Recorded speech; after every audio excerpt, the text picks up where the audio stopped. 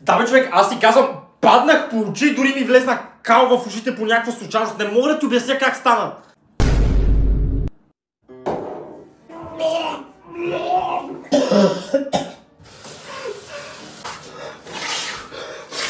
Братле, виждаш ли това, което аз виждам? Аз съм мега сготвен. Кажете им просто, че съм бил отвлечен. Моля ви се, наистина ви се моля. Трябва да си ходя. Приятели, обещайте, че ще ме запомните с добро, моля ви се. Чао. Чао, чао, чао.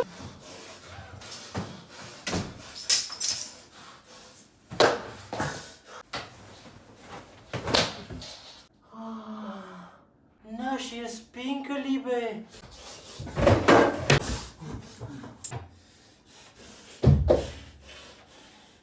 Ти си се опитал да скриеш тиганчето от мама ли бе, красавецо? Нали знаеш, че си глупавичък и няма как да ти се размине без една стабилна тупалка между зъбите? Мали, имаш късмет, че спиш, ти си нямаш представа какъв късмет имаш, че спиш! Класната ми каза всичко. Разбираш ли, класната ми каза всичко. От до какво...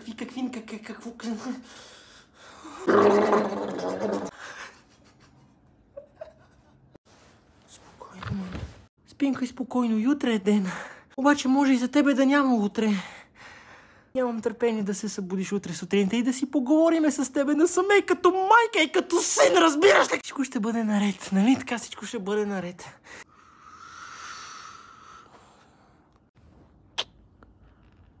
Спокойно. Спинкай бе, спинкай бе! Все едно ти плащаш сметките. Олигофрен малък. Дай да видя. Какво е това бе? Боби, дай чакай за една секунда. Ало, Кате? Ти помниш ли дали случайно сме учили Питагорова теорема? Не, защото аз сега гледам тук децата учат нещо, аз това не си го спомням, ние да сме го взимали. Да не се опитва да им промият мозъците сега. Боби, аз да те питам нещо. На тебе до 5-ти клас да ти помагаме с домашните, не ти ли беше достатъчно? Не, виж сега, ако беше слушал в час, можеш и да го речиш сега, разбираш ли? Искам да си признаеш едно нещо. В TikTok ли цъкаш по време на час? Аз да не взема да звънна на класната да питам ти сега какво правиш, а? Защото аз по принцип нямам търпение да чакам до родителските срещи.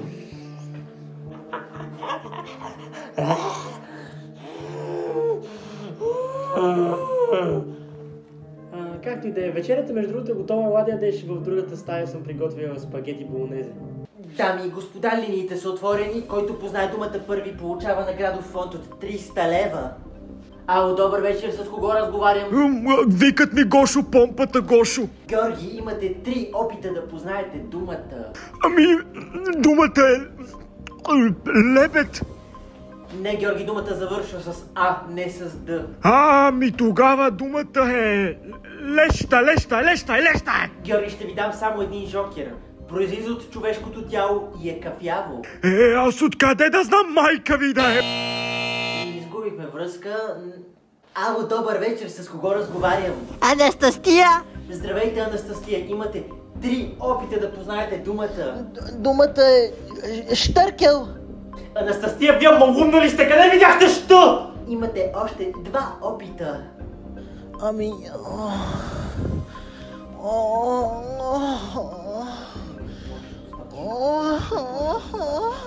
Анастасия, ще дадете ли вашия отговор? Думата... Анастасия, вашето време изтече. Моля следващия безработен малумник да заповяда. Не, пижове! Вие никога през живота си не сте ли яли банани! Още от ранна детска възраст Анастастин се пристрастява към банани. Някои го наричат бананохулик, а други ненормален. Какво ли мисли семейството му по тази тема? Той не само, че обича банани, той се мисли за банан. Така става. Как се зачеват братовчеди, какво очаквате да стане? Какво искате да излезе? Господине, не смятате ли, че тази ваша адикция вреди на вашето семейство? Стойте! Мартин Минишилт ми звъни. Ало?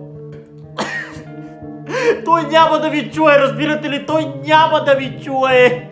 Сергей, Митко и Спас. Вече го няма Спас. Това сигурно ще е някаква бати леса да пусне. Твой кали имаме пак, бе, маме. Дай си гъза, маме.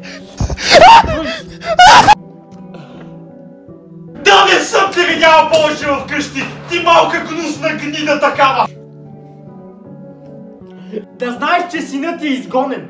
Малкият тъп малумник да си събира багажерите и да иде на улицата! Не мога да търпя малумни деца в тая къща!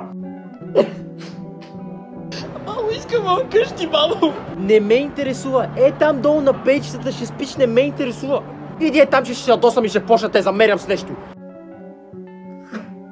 Ученици, имате точно 30 минути преди да предадете теста, тъй че имате предостатъчно време да Готово. решите. Готово, госпожо, готов съм! Дайте видя какво си написал.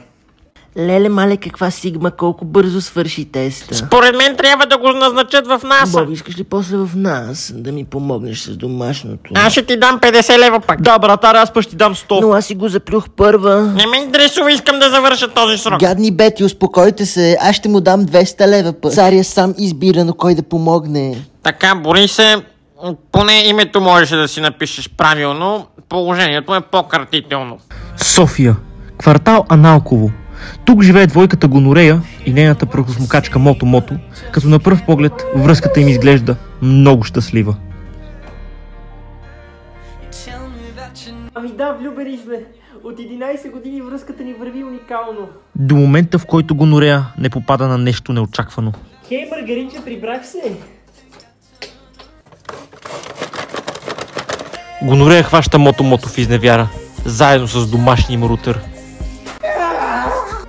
Всичко е засипано! За всичките тия години така ли ми се отблагодаряваш? Но любов не е това, което изглежда. О, не! Няма да ти се разбине! Няма да ти се...